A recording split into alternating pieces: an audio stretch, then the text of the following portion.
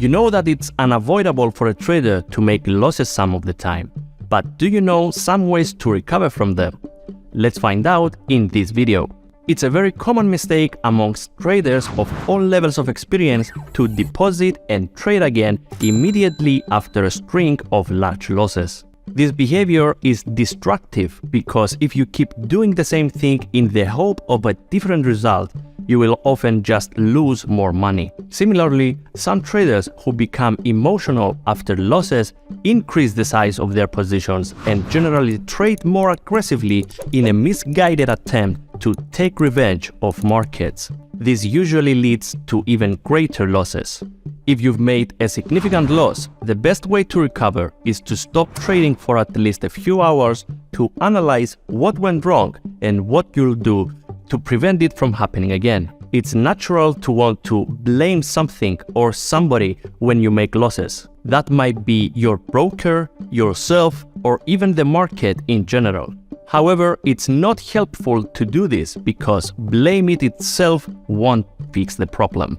To avoid that, try setting up a system of questions you ask and answer before you try to place blame. Did I take on too much risk in the hope of a very big reward?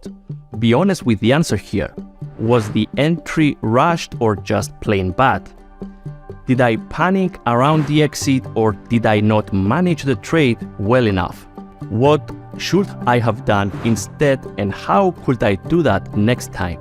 On very rare occasions, it might be that Exness is at fault. In that case, you can speak to us and we'll be happy to resolve the matter. Pretty much every trader makes silly mistakes sometimes. That's human nature. Instead of being angry at yourself in that situation, resolve to change and try to avoid doing the same in the future.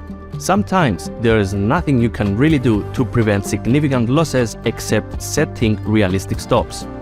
For example, if you are buying the pound sterling around the British growth plan in September 2022, you couldn't have predicted the result. So the best lesson will be to avoid large positions around similar events in the future. The crucial step to recovery is thinking logically.